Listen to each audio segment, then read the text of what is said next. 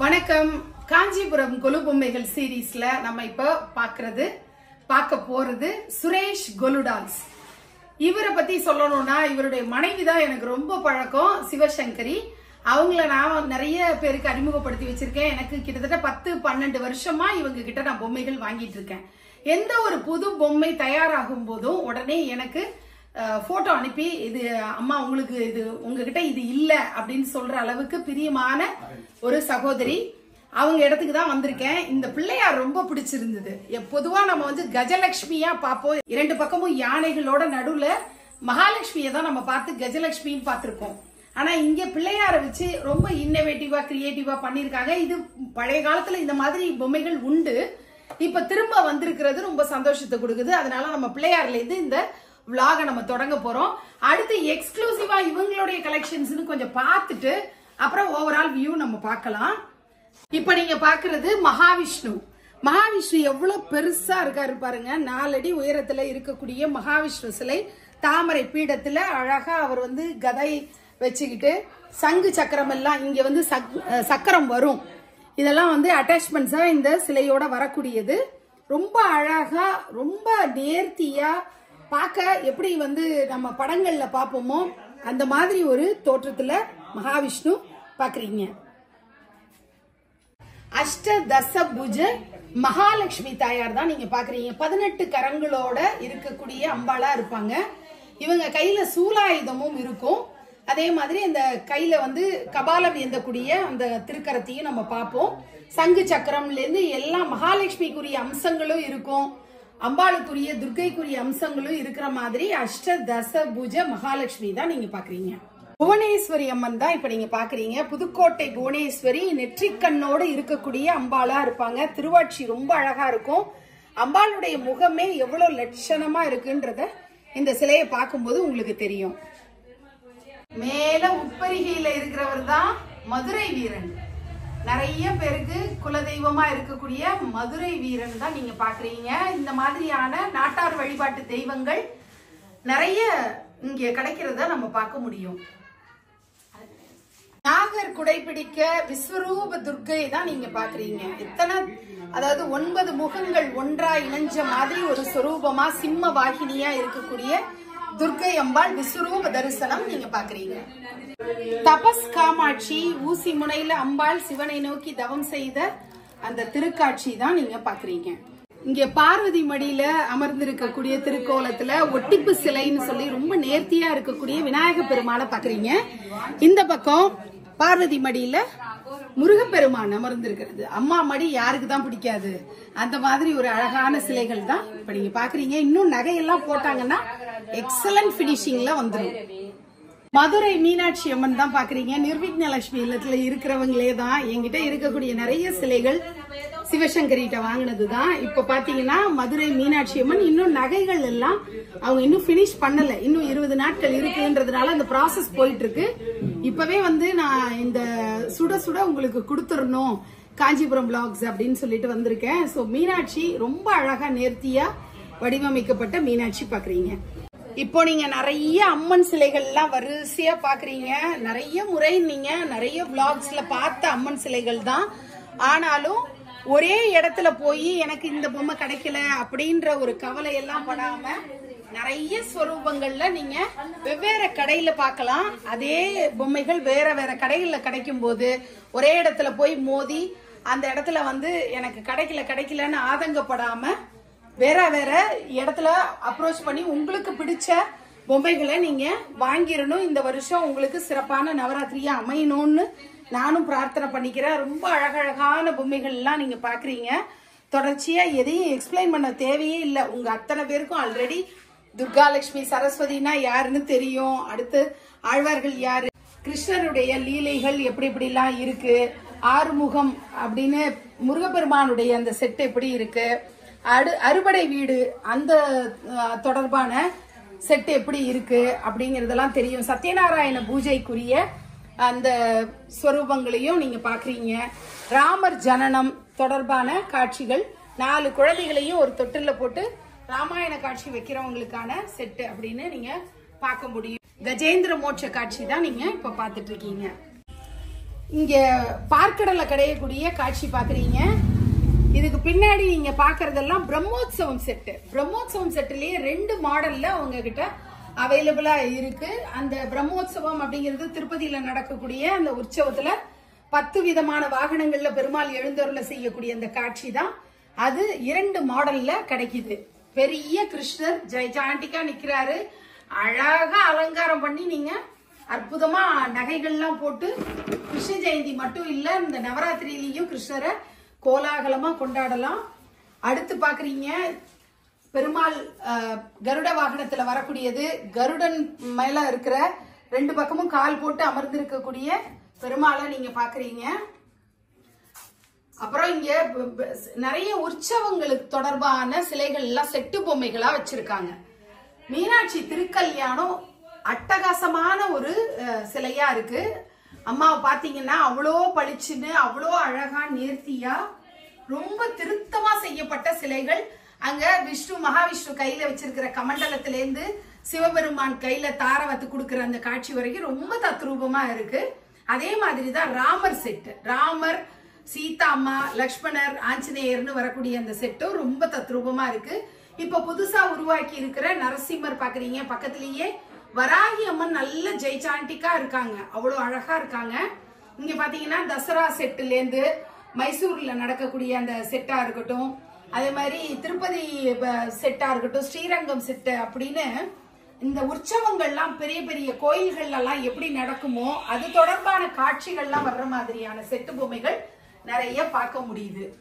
இப்ப வரிசையா முருகப்பெருமானுடைய தரிசனம் நம்ம பார்க்க போறோம். என்னென்ன அழகன் முருகன் அப்படின்னு சொல்லுவோம் இல்லையா, அவ்வளோ அழகான நேர்த்தியான சிலைகள் தான் நீங்க பாக்குறீங்க. அது 4 அடி, 5 அடி, 3 அடி, அப்புறம் வள்ளி தேவசேனாவோட சண்முகரா இருக்கக்கூடிய காட்சி, சண்முகரே மயில் மேல இருக்கக்கூடிய ஒரு திருக்காட்சி அப்படின்னு எல்லாம் எவ்வளோ அழகா இருக்கு. இன்னும் கோல்டெல்லாம் அவங்க ஃபினிஷ் பண்ணாங்கன்னா இதனுடைய அழகு ரொம்ப அருமையா இருக்கும். நீங்க வேஷ்டியெல்லாம் கட்டி அழகு பார்க்கலாம்.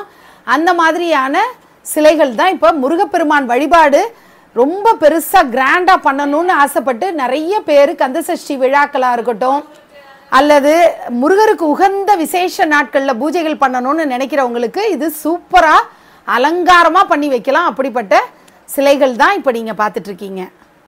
இங்க ஆச்சாரியர்கள்லாம் வரிசையா பாக்குறீங்க. ஸ்ரீனிவாசர் கல்யாணம் அப்படின்னு இங்க ஸ்ரீனிவாசருக்கும் பத்மாவதி தாயாருக்கும் நடக்கக்கூடிய கல்யாணம், அந்த மகாராஜா எப்படி தாரவாத்து கொடுக்கறாருங்கிறதெல்லாம் தான் இதுல ஸ்ரீனிவாச கல்யாணமா பாக்குறீங்க. தசாவதார செட்டு இன் ஆக்ஷன்ல இருக்கக்கூடிய செட்டு பொம்மைகள் பாக்குறீங்க. இங்க பாக்குறது மீனாட்சி அம்மனுடைய திருக்கல்யாணம். ஆக மொத்தம் ஸ்ரீனிவாச கல்யாணம், மீனாட்சி திருக்கல்யாணம் ரெண்டுமே இங்க அவைலபிளா இருக்கு. கடோத்கஜன் நல்ல ஜெய்சாண்டிக்கா உட்கார்ந்து இங்க சுத்தி உணவருந்தக்கூடிய காட்சி. கும்பகர்ணன் படுத்துட்டு அவனை எழுப்புறதுக்கான முயற்சி அப்படின்ற மாதிரி இருக்கு. இந்த சிவன் பார்வதி அப்படின்னு செட்டு வைக்கலாம். அதே மாதிரி மகாவிஷ்ணு மகாலட்சுமின்ட்டு செட்டு பொம்மைகளா ஜோடி பொம்மைகளா நம்ம வைக்க முடியும். இங்க பாக்குறது வளையல் அம்மன் அப்படின்னு சொல்லிட்டு அவங்களுடைய கிரீடமே வளையல்களால செய்யப்பட்டிருக்கும். கழுத்து நிறைய வளையல் மாலை போட்டுட்டு இருக்கக்கூடிய அம்பாளா இருக்காங்க. திருவக்கரை வக்ரகாளி தான் நீங்க பாக்குறது. எப்படி இருக்காங்க பாருங்க. அம்பாள் வந்து அவங்கள பார்க்கும்போது ஒரு ஆங்காரம் தெரியாது, அமைதியின் சொரூபமா தான் இருப்பாங்க பார்க்கறதுக்கு. சூலாயுதத்தெல்லாம் ஏந்தியபடி இருக்கக்கூடிய அம்பாளா திருவக்கரை வக்ரகாளி அம்மனை பாக்குறீங்க. வீணை வாசிக்கக்கூடிய ஆஞ்சநேயர் அப்படியே மெய் மறந்து அவருடைய இசையை அவரே கேட்டு ரசிச்சு மெய் மறந்து ராமகானத்தை வாசிக்கக்கூடிய ஆஞ்சநேயர் தான் நீங்க பார்த்துட்டு இருக்கீங்க. இப்போ மார்பிள் ஃபினிஷ்ல இருக்கக்கூடிய சாய்பாபாவை தான் நீங்க பாக்குறீங்க. இதே வந்து கலர்ஃபுல்லா வேணும் அப்படின்னா அந்த மார்பிள் ஃபினிஷ்ல இல்லாம கலர்ஃபுல்லாவும் 2 ஆப்ஷன்ஸ் இருக்கு. சிம்மாசனத்துல ராஜா மாதிரி உட்கார்ந்திருக்கிற சாய்பாபா தான் நீங்க பாக்குறீங்க. 1.25 அடி உயரத்துல இருக்கு. ஹரிஹர சுதன் நீங்க பாக்குறீங்க. ஹரி அப்படின்னு அழைக்கப்படக்கூடிய பெருமாள் சிரசுல இருக்காரு. உடம்பு ஹரனாகிய சங்கரன் சிவபெருமானுடைய உடம்பும் கால் பகுதி இடுப்புக்கு கீழே இருக்கக்கூடிய பாகம் ஐயப்பனாகவும் இருக்கக்கூடிய சொரூபம் தான் ஹரிஹர சுதன். ராஜசியாமலா முப்பெரும் தேவியர் இணைந்த சொரூபம் தான் பாக்குறீங்க. துர்கா லட்சுமி சரஸ்வதி 3 பேரும் இணைந்த சொரூபம். இங்கே திருவாரூர் தியாகேசர் கமலாம்பிகை பார்க்குறீங்க. இங்கே திருவண்ணாமலை அண்ணாமலையார் உண்ணாமலை அம்பாள் பார்க்குறீங்க. திருப்பதி பெருமாளும் தாயாரும் ரொம்ப அழகாக எவ்வளோ நேர்த்தியாக பண்ணியிருக்காங்க. நல்ல ஒரு ஃபினிஷிங்கில் பளிச்சுன்னு இருக்கக்கூடிய பொம்மைகளாக இருக்குது. நவசக்தி விஸ்வரூபம் தான் இப்போ நீங்கள் பார்க்குறது. அம்பாள் எல்லா ஸ்வரூபங்கள்லேயும் நிறைஞ்சு இருக்கிறான்னு. இங்கே பிள்ளையார் இருப்பார், முருகர் இருப்பார், வராகி, நரசிம்மர், பிரத்யங்கிரான்னு எல்லா தெய்வங்களும் அம்பாளுக்குள்ள அடக்கம் அப்படிங்கிறது தான் இந்த கான்செப்டே. நவசக்தி விஸ்வரூபமாக இருக்கக்கூடிய அம்பாள் தான். நிறைய அம்மன் வழிபாடு, அம்மனுக்காக 51 தெய்வங்களை வச்சு அம்மன் வழிபாடு பண்ணணும் அப்படின்னு நவராத்திரியில் நினைக்கிறவங்களுக்கு அருமையான ஒரு ஸ்வரூபம் தான் இந்த நவசக்தி விஸ்வரூப அம்பாள். நாமக்கல் நரசிம்மர், சிவா, விஷ்ணு, பிரம்மான்னு 3 பேருமே அந்த சிலையில் இருப்பாங்க. தாயார் எப்படி இருக்காங்க பாருங்க பக்கத்தில். அவ்வளோ அழகு, அழகுன்னா அழகு. மகாலட்சுமி அப்படின்னா நம்ம என்ன சொல்லுவோம், எல்லாரும் மகாலட்சுமி மாதிரி இருக்கணும் அப்படின்னு சொல்லுவோம். அவ்வளோ அழகான ஸ்வரூபத்தில் நாமக்கல் நரசிம்மரும் தாயாரும். சிதம்பரம் நடராஜ பெருமானை எப்படி பாருங்க, சிதம்பரத்தில் பார்க்குற மாதிரியே எவ்வளோ பெருசாக பிரம்மாண்டமாக காப்பர் ஃபினிஷில் அழகாக இருக்கார். விக்கிரகம் மாதிரியே ஜொலிக்கிற மாதிரி இருக்கார். இன்னும் அவருக்கு ட்ரெஸ்ஸிங் எல்லாம் பண்ணால் எப்படி இருப்பாருன்னு யோசிச்சு பாருங்கள். ரொம்ப அழகாக இருக்கும். மாலையெல்லாம் ஒரு சிம்பிளாக ஒரு மாலை போட்டால் கூட நச்சுன்னு இருக்கிற மாதிரியான ஒரு நடராஜ ஸ்வரூபத்தை தான் இப்போ நீங்கள் பார்த்துட்ருக்கீங்க. தேர் உற்சவம் எல்லாம் பண்ணணும், ஒரு தீமா கான்செப்டாக வைக்கணும்னு நினைக்கிறவங்களுக்கு 2 விதமான சாய்ஸஸ் இருக்குது. பிளைவுட்டில் செய்யப்பட்ட 3 அடி உயரத்தில் இருக்கக்கூடிய தேர் தான் நீங்கள் பார்க்குறீங்க. ரொம்ப அழகாக பண்ணியிருக்காங்க. அந்த இது வந்து சைவத்துக்கான தேர். இப்போ சிவாலயங்களில் இருக்கக்கூடிய தேரோட்டத்தில் இடம்பெறக்கூடிய ஒரு தேர் மாதிரி அமைப்பில் இதை கொடுத்துருக்காங்க. இதே மாதிரி வைணவ தேரும் இருக்குது. அதில் கருடன், ஆஞ்சநேயர் இதெல்லாம் வர்ற மாதிரியான தேரும் அவங்கக்கிட்ட 2 சாய்ஸஸில் இருக்குது. லைட்டிங் போட்டுக்கணுன்னா எக்ஸ்ட்ராவாக நம்ம பே பண்ணி லைட்டிங்கும் பண்ண சொல்லி வாங்கிக்கலாம். ட்ரிப்ளிகேன் பார்த்தசாரதி பெருமாள் தாயார் தான் நீங்கள் பார்க்குறீங்க. பார்த்தசாரதி பெருமாள் நல்ல மீசை வச்சுக்கிட்டு சூப்பராக இருப்பார். அவர் நல்ல ஒரு தேஜஸோட கட்டுமஸ்தான உடலோடு இருக்கக்கூடிய பார்த்தசாரதி பெருமாள் தாயார். நீங்கள் பார்த்துட்டு இருக்கிறது 2 அடியில் இருக்கக்கூடிய பேப்பர் மெஷ் சிலை. இதே வந்து 3/4 அடியில் மண் பொம்மையிலையும் இருக்குது, 3 அடியில் ஒரு சிலையும் இருக்குது. அதை நம்ம தொடர்ந்து பார்க்கலாம். பார்த்தசாரதி பெருமாள் விஸ்வரூப தரிசனமாக 3 அடியில் காட்சி கொடுக்கக்கூடிய பிரம்மாண்டமான சிலைங்க. நேர்த்தினா நேர்த்தி, அவ்வளவு அழகும் நேர்த்தியும் அப்படி இருக்கும். பார்த்தா அவருடைய அந்த முகம் கண்ணை விட்டு அகலவே அகலாது, அந்த மாதிரி இருக்கும். பொதுவாக நம்ம பெருமாளுக்கு சங்கு சக்கரம் 2 சொல்லுவோம். ஆனால் இவர் வந்து சங்கு மட்டும்தான் வச்சிருப்பார், சக்கரம் வச்சிருக்க மாட்டார். ஏன்னா ஆயுதங்களை ஏந்த மாட்டேன் போர்க்களத்துலன்னு அவர் சபதம் எடுத்திருப்பார், ஒரு வாக்குறுதி கொடுத்திருப்பாரு. அதனால இங்கே சங்கு மட்டும். ஒரு பார்த்தனுக்கு சாரதியாக இருக்கக்கூடிய தேரோட்டிக்கு அந்த சங்கு ஊதக்கூடிய அந்த ஒரு கடமை இருக்கிறது, கடப்பாடு இருக்கிறதுனால சங்கு மட்டும் கையில் வச்சிருப்பாரு. மற்றபடி ஆயுதங்கள் இல்லாமல் நிராயுதபாணியாக இருக்கக்கூடிய பார்த்தசாரதியை தான் நீங்கள் பார்க்குறீங்க. பார்த்தசாரதி பெருமாளோட தாயார் என்ன அழகாக இருக்காங்க பாருங்கள். அவ்வளோ அருமையாக இருப்பாங்க. அவங்களுடைய கிரீடம், அவங்களுடைய நெற்றியில் திருமண், இந்த மாதிரி எல்லாமே அவங்களுக்கு லட்சணமாக அழகாக இருக்கும். இந்த சிலையை பற்றி நான் குறிப்பிட்டு சொல்ல விரும்புகிறேன். சன் டிவி நியூஸ் ரீடர் ரத்னாக்காவோட வீட்டில் வந்து நீங்கள் பார்த்துருப்பீங்க. அவங்க ரொம்ப ஆசைப்பட்டு வாங்கின ஒரு சிலை. இதில் 2 கலர் டோனு அவைலபிளாக இருக்குது. பர்பிள் கலர் இப்போ நீங்கள் பார்த்துட்ருக்கிறது. ஸ்கின் டோனில் இருக்கக்கூடிய சிவபெருமானும் இருக்கார்.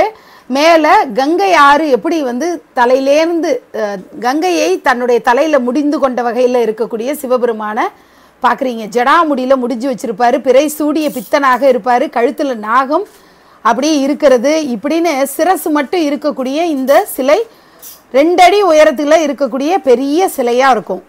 சிவா, விஷ்ணு, பிரம்மா படைத்தல், காத்தல், அழித்தல் 3 தொழில்களுக்கும் அதிபதியாக இருக்கக்கூடிய முப்பெரும் தெய்வங்களை தான் நம்ம பார்க்குறோம். இங்கே பார்த்தீங்கன்னா அவங்க தன்னுடைய மனைவியோடு இருக்கக்கூடிய காட்சி. மகாவிஷ்ணு மகாலட்சுமி தாயாரோடு இருக்கிறது. சிவபெருமான் பார்வதியோடு, பிரம்மா சரஸ்வதியோடு இருக்கக்கூடிய காட்சி தான் நீங்கள் பார்க்குறீங்க. ஜோடி ஜோடியாக நிற்கிறாங்க.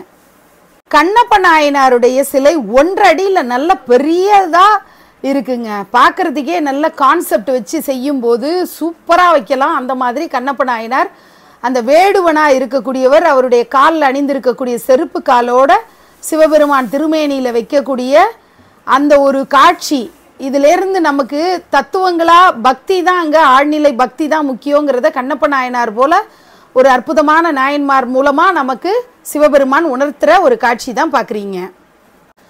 கும்பகோணம் பக்கத்தில் இருக்கக்கூடிய ஒப்பிலியப்பன் கோயில் தான் நீங்கள் பார்க்குறீங்க. ஒப்பில்லாத அப்பன் அப்படின்னு சொல்லி இவருக்கு ஈடு இணை வேற யாருமே கிடையாதுன்ற பெருமை வாய்ந்த பெருமாள் தான் ஒப்பிலியப்பன். பூமாதேவியும் மார்க்கண்டேய மகரிஷியும் கூட இருக்கிறது தான் நீங்கள் பார்க்குறீங்க. இது 2 அடி உயரத்தில் இருக்கிற பெரிய நல்ல ஒரு தேஜஸோடு இருக்கிற பிரம்மாண்டமான ஒரு சிலை. ஒரு சிலை வச்சாலும் நச்சுன்னு வச்ச மாதிரி ரொம்ப அழகாக இருக்கும்.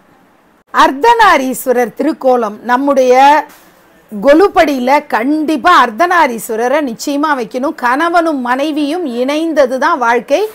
எல்லா வீடுலேயும் கொலு நடத்தணும் அப்படின்னா அந்த இடத்துல பெண்களுடைய பங்களிப்பு ஒரு பாதி அப்படின்னா கணவர் உடைய ஒத்துழைப்பு ஒரு பாதியாக இருக்கணும்.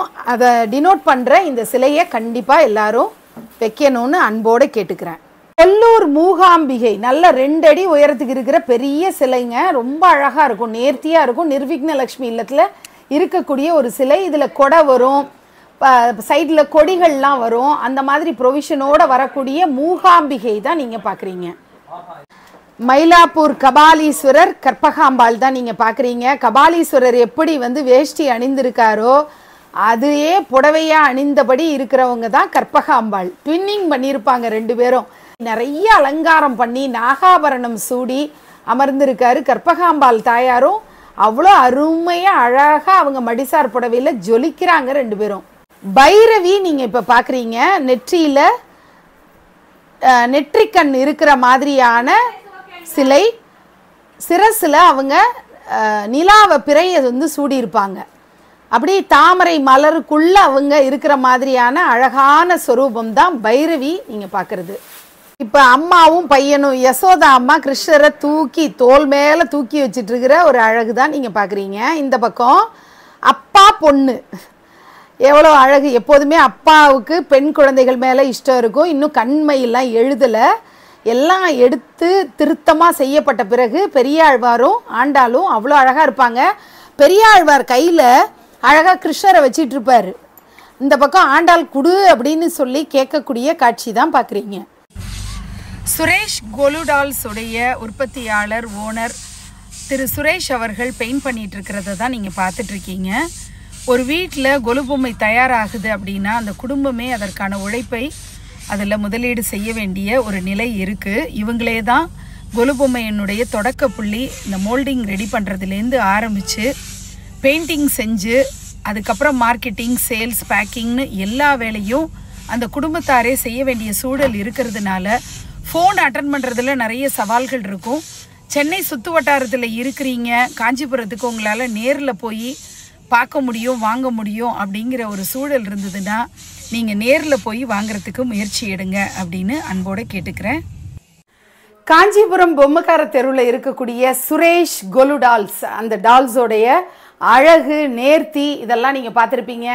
நிறைய வித்தியாசமான பொம்மைகள் இதில் இருந்ததெல்லாம் பார்த்து ரசிச்சிருப்பீங்க. உங்களுக்கு என்னென்ன பொம்மைகள் தேவையோ அதை நான் இந்த வீடியோடைய டிஸ்கிரிப்ஷனில் கொடுத்துருக்கிற நம்பரில் காண்டாக்ட் பண்ணி நீங்கள் ஆர்டர் பிளேஸ் பண்ணலாம். அனைவருக்கும் நவராத்திரி நல்வாழ்த்துக்களை தெரிவிச்சுக்கிறேன். நன்றி.